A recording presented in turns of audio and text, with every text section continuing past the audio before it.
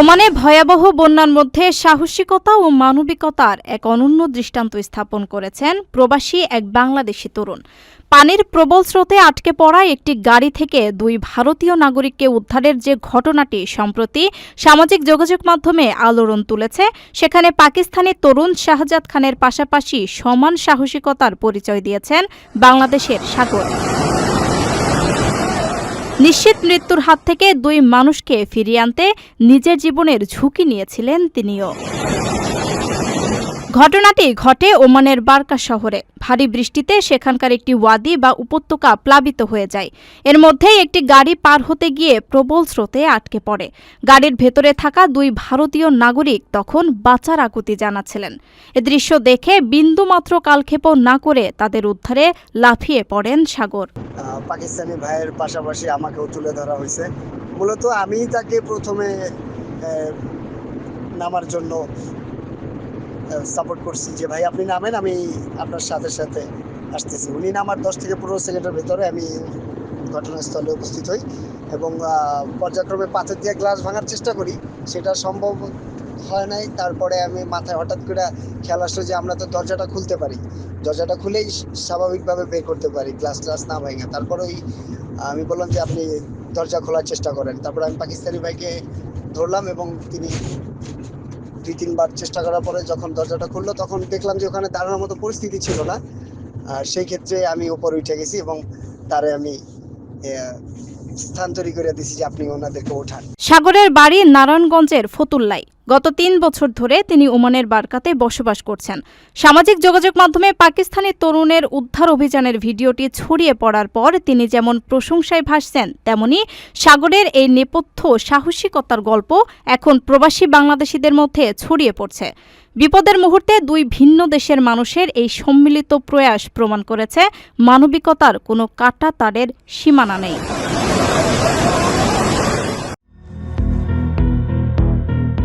Saudi আরবে মর্মান্তিক দুর্ঘটনার পর এক তরুণের অসীম সাহসিকতা ও তাৎক্ষণিক বুদ্ধিমত্তায় বড় রকমের বিপদ থেকে রক্ষা পেয়েছে এক শিশু।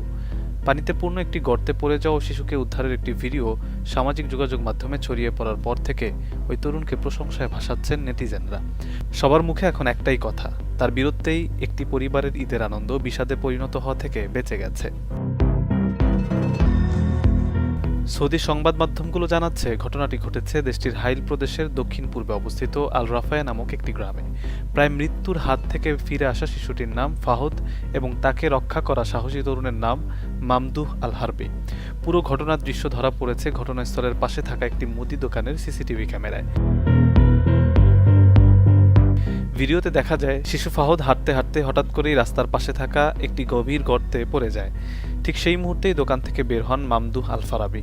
নিজের সাদা রঙের গাড়িটি ফেলে তিনি বিন্দুমাত্র কালক্ষেপণ না করে গর্তের দিকে ছুটে যান এবং সেকেন্ডের ব্যবধানে শিশুটিকে পানি থেকে টেনে নিরাপদে তুলে আনেন।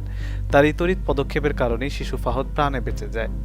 সামাজিক যোগাযোগ মাধ্যম এক্সে ভিডিওটি শেয়ার করার পর থেকে এটি ভাইরাল হয়ে যায়। নেটিজেনরা মামদুহ আল হারবির সাহসিকতা, মানবিকতা ও দায়িত্ববোধের ভূয়সী প্রশংসা করেছেন। অনেকেই বলছেন মহান আল্লাহর অশেষ রহমত এবং এই তরুণের উপস্থিত বুদ্ধির কারণেই একটি বড় ধরনের ট্র্যাজেডি এড়ানো সম্ভব হয়েছে।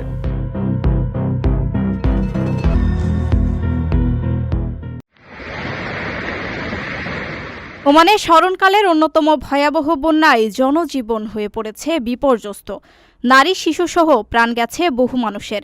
বিভিন্ন স্থান থেকে সংগ্রহ করা ভিডিও এবং ছবিতে বন্যার ভয়াবহ ধ্বংসযজ্ঞের ছবি দেখা গেছে।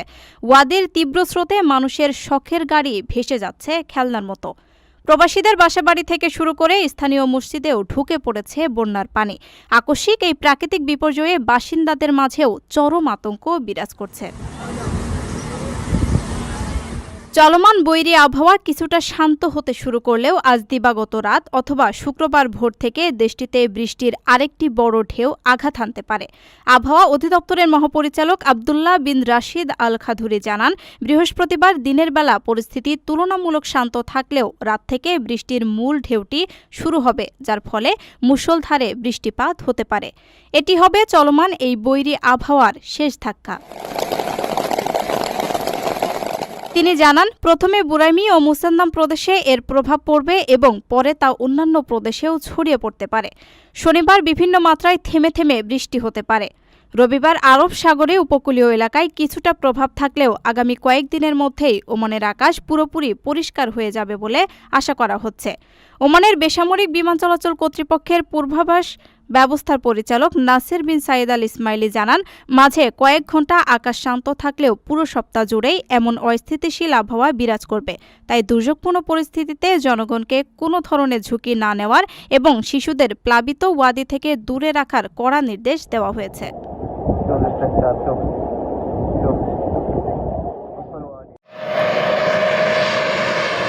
মাঝ আকাশে হঠাৎ এক সহযাত্রীর মৃত্যু। এমন অনাকাঙ্ক্ষিত ও মর্মান্তিক ঘটনার পর সাধারণত নিকটবর্তী কোনো বিমানবন্দরে জরুরি অবতরণ করার কথা, কিন্তু তা না করে মরদেহটি নিয়েই টানা 13.5 ঘণ্টারও বেশি সময় আকাশে উড়ল একটি যাত্রীবাহী বিমান। দীর্ঘ এই যাত্রাপথে বিমানের ভেতরের উষ্ণতা এক পর্যায়ে মরদেহটি পচন ধরে যায় এবং উৎকট দুর্গন্ধ ছড়াতে থাকে।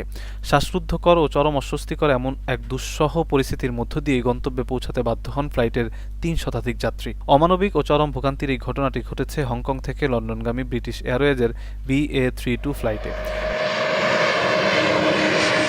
গত রোববার উড্ডয়নের ঘণ্টাখানেকের মধ্যেই ষাটোর্ধ্ব এক নারী যাত্রীর মৃত্যু হয়। এ সময় বিমানে তার পরিবারের সদস্যরাও উপস্থিত ছিলেন। এমন পরিস্থিতিতে অনেক যাত্রী ফ্লাইটটি ঘুরিয়ে হংকংয়ে ফিরে যাওয়ার অনুরোধ করেন, তবে পাইলট সেই পথে না হেঁটে হিথ্রো বিমানবন্দরে পৌঁছানোর সিদ্ধান্তে অটল থাকেন। বিমান কর্তৃপক্ষের যুক্তি, কারো মৃত্যু চিকিৎসা সংক্রান্ত জরুরি পরিস্থিতির আওতায় পড়ে না, তাই বিমানের গতিপথ পরিবর্তনের কোনো কারণ নেই। জানা গেছে, প্রথমে মরদেহটি শৌচাগারে রাখার প্রস্তাব উঠলেও শেষ পর্যন্ত বিমানের পেছনের দিকের একটি নির্দিষ্ট স্থানে সেটি রাখা হয়, কিন্তু ওই অংশের মেঝে বেশ গরম থাকায় কয়েক ঘন্টার মধ্যেই মরদেহে পচন ধরতে শুরু করে।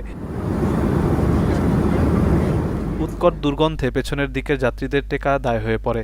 একদিকে আপনজন হারানোর শোকে মুহ্যমান পরিবার, অন্যদিকে দুর্গন্ধ ও চরম অস্বস্তিতে ভোগা সাধারণ যাত্রী, সব মিলিয়ে বিমানের ভেতরে এক অবর্ণনীয় পরিবেশ তৈরি হয়। গন্তব্যে পৌঁছানোর পরও যাত্রীদের এই ভোগান্তির শেষ ছিল না। লন্ডনের হিথ্রো বিমানবন্দরে অবতরণের পর পুলিশের প্রাথমিক তদন্তের স্বার্থে 331 জন যাত্রীকে বিমানের ভেতরেই আরও 45 মিনিট আটকে রাখা হয়। পরে ব্রিটিশ এয়ারওয়েজ এক বিবৃতিতে মৃত যাত্রীর পরিবারের প্রতি সমবেদনা জানিয়ে দাবি করে, এই ঘটনায় সব ধরনের নিয়মকানুন যথাযথভাবেই মানা হয়েছে। তবে মাঝাকাশে এমন অমানবিক সিদ্ধান্ত নেয় বিমান কর্তৃপক্ষের উপর তীব্র ক্ষোভ উগরে দিয়েছেন যাত্রীদের অনেকেই।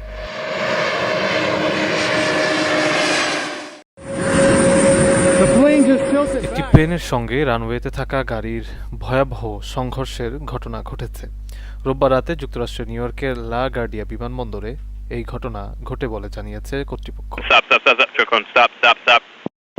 নিউ ইয়র্ক পুলিশ বিভাগের মিডিয়া অফিস সংঘর্ষের বিষয়টি নিশ্চিত করে বলেছে, নিউ ইয়র্ক বন্দর কর্তৃপক্ষের একটি গাড়ির সঙ্গে বিমানের সংঘর্ষটি হয়। তবে এই ঘটনায় কেউ হতাহত হয়েছেন কিনা সেটি জানায়নি পুলিশ। সংবাদ মাধ্যম NBC নিউজ জানিয়েছে, রোববার স্থানীয় সময় রাত 11:38 দিকে এই ঘটনা ঘটে। এতে এখনো পর্যন্ত 4 জন আহত হয়েছেন। একটি সূত্র জানিয়েছে, বিমানটিতে 76 জন যাত্রী এবং 4 জন ক্রু সদস্য ছিলেন। বিমানবন্দরটি নিউ ইয়র্কের কুইন্স এলাকার পূর্ব এলহার্স্টে অবস্থিত।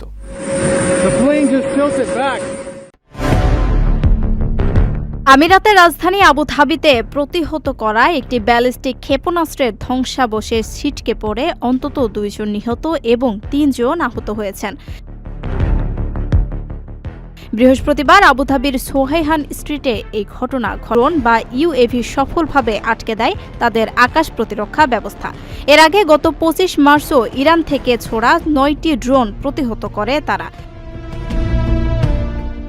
চলমান এই আঞ্চলিক সংঘাতের শুরু থেকে এখন পর্যন্ত আমিরাতের আকাশ প্রতিরক্ষা ব্যবস্থা 357টি ব্যালিস্টিক ক্ষেপণাস্ত্র, 15টি ক্রুজ মিসাইল এবং 1815টি ড্রোন সফলভাবে প্রতিহত করেছে। গোটা পরিস্থিতি নিবিড়ভাবে পর্যন্ত অনেকেই গুরুতর জখম নিয়ে চিকিৎসাধীন। প্রবাসীদের জন্য নির্মাণ হচ্ছে দেশের প্রথম স্মার্ট সিটি, যেখানে থাকছে স্কুল, মসজিদ, হাসপাতাল, সুইমিং পুল, হেলিপ্যাড, পাঠাগার, জিম, সুপারমার্কেট, শিশু পার্ক সহ সকল নাগরিক সুবিধা। মাত্র 30 লাখ টাকা বিনিয়োগে মিলছে আকর্ষণীয় ফ্ল্যাট। প্লাটিনাম ইনভেস্টরদের জন্য ঢাকা বিমানবন্দরে VIP প্রোটোকল সুবিধা। বিস্তারিত জানতে যোগাযোগ করুন স্ক্রিনে দেয়া হোয়াটসঅ্যাপ অথবা ইমো নাম্বারে।